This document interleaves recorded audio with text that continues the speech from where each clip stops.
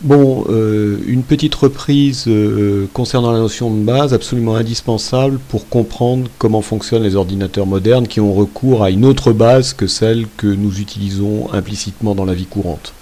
Alors, la base de numération que nous utilisons donc implicitement donc, dans la vie courante, c'est la fameuse base 10. Elle est fondée sur 10 signes.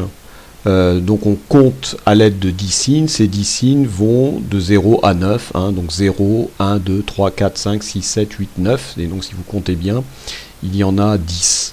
Alors pourquoi est-ce que... quand on a des valeurs qui sont faibles donc à inscrire avec ce système de numération, c'est simple, hein, donc 0 s'écrit 0, 1 s'écrit 1, 2 s'écrit 2, etc. Et ainsi de suite jusqu'à 9. Mais quand on arrive à 10, se pose un problème, c'est qu'on a épuisé les signes disponibles. Donc on va avoir recours à une combinaison de signes. Alors on va commencer par la plus simple, c'est le fameux 10. Hein. Donc pourquoi est-ce qu'on écrit 10, 1, 0 ? Parce que 10, c'est égal à 1 fois 10 plus 0. Donc le 1 correspond au nombre de dizaines et le 0 correspond au nombre d'unités. Ici, il y en a 0. Pourquoi est-ce qu'on écrit 11, 1, 1, donc en base 10, bien entendu ? Parce que 11, c'est égal à 1 fois 10 plus 1. Donc le premier 1 correspond au nombre de dizaines, une dizaine, et le deuxième 1 correspond au nombre d'unités, donc il y en a une.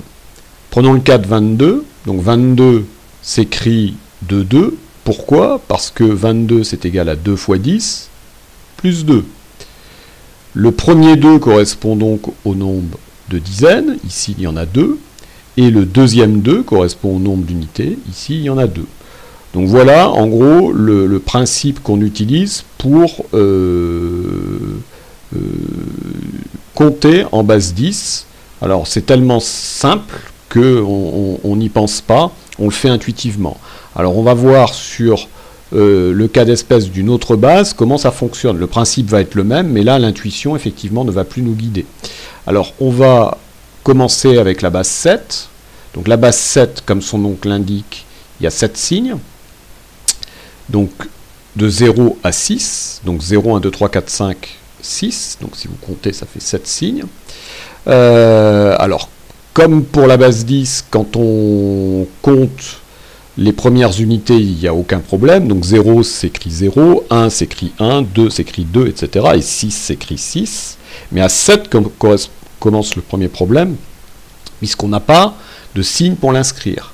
Donc 7 en base 10, alors j'ai utilisé cette notion, hein, donc 7 avec un indissage 10, donc ça veut dire 7 en base 10. Donc 7 en base 10, c'est égal à 1, 0 en base 7. Donc l'indissage indique le type de base qu'on utilise. Alors pourquoi est-ce que 7 en base 10, c'est égal à 10 en base 7 ? Parce que 7, c'est égal à 1 fois 7 plus 0. Donc le 1 indique le nombre de bases qu'on utilise, donc une base, et le 0 indique le nombre d'unités, donc là il y a 0 unité. On reprend un second exemple pour bien comprendre, 8 en base 10, c'est égal à 1, 1 en base 7. Alors pourquoi 1, 1 en base 7 ? Parce que 8, c'est égal à 1 fois 7 plus 1. Donc le 1 correspond au nombre de bases, donc ici il y a une base. Donc le premier 1 correspond au nombre de bases, hein, donc ici il y a une fois la base, voilà.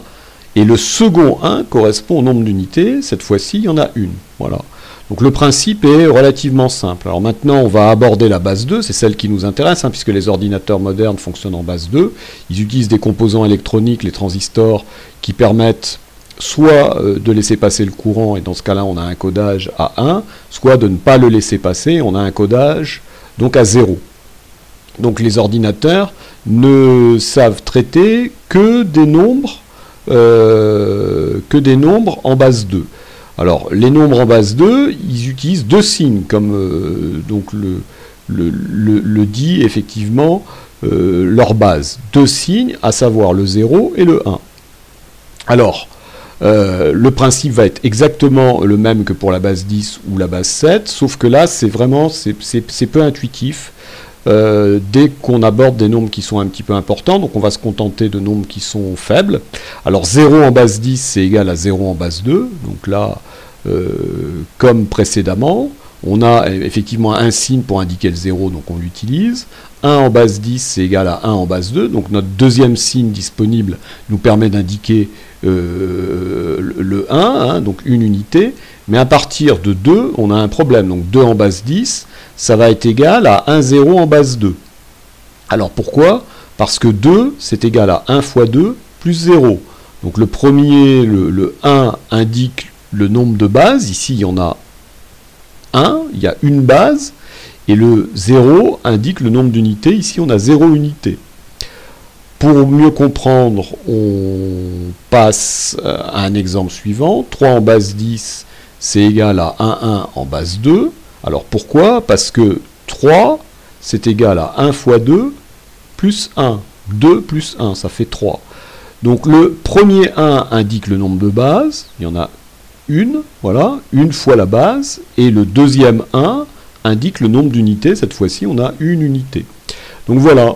Donc tout ceci pour dire que n'importe quel nombre dans n'importe quelle base peut être exprimé dans une autre base. Et en particulier la base 2, c'est cette propriété que l'informatique va massivement exploiter.